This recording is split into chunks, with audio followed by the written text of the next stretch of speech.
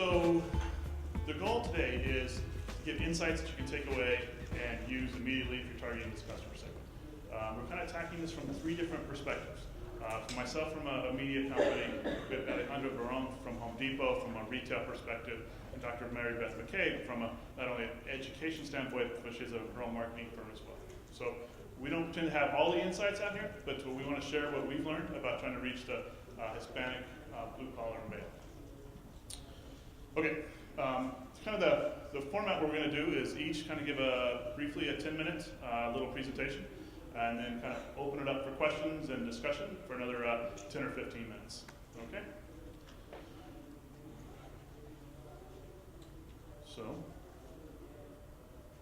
as we already have technical difficulties. So real quickly, just the base of what the Construgy is about.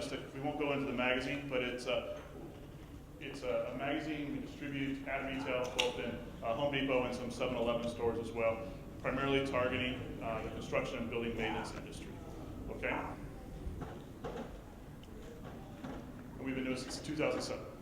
Here's one of the key insights when you start studying this market, that for Hispanic men over the age of 25, you can see construction and building maintenance is, over 30% of this customer segment is in that trade industry, which was for us, it really opened our eyes in the sense that it's not a vertical play. It's really it's a mass play in the sense that there's so much of this customer segment is in the construction and building maintenance industry.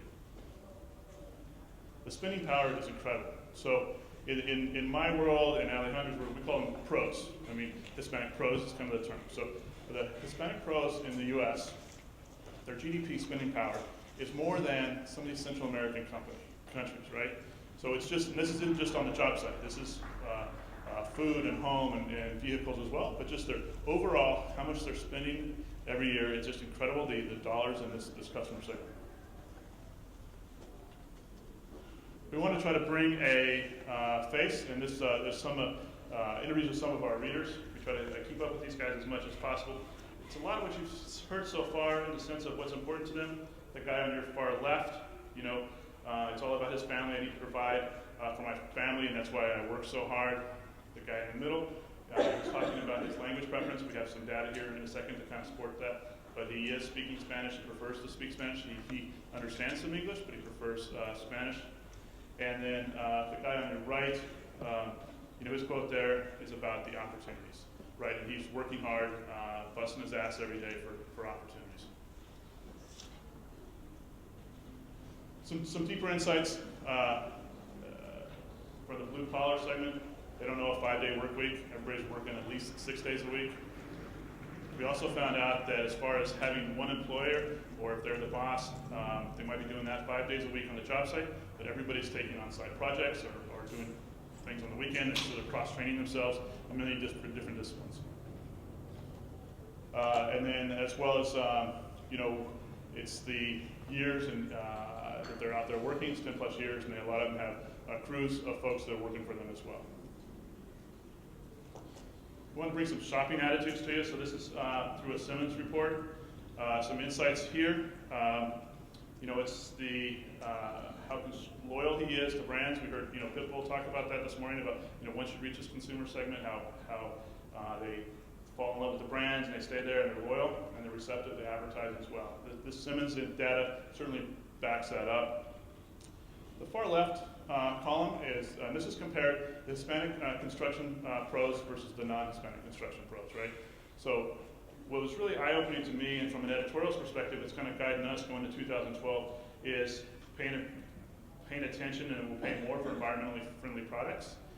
From my standpoint, I thought these guys have so much on their plate that the environment and the whole green movement is not something that they were necessarily interested in, or a reader advisory panel was not giving us that insight. Well, Simmons kind of proved us wrong that they are definitely interested in that.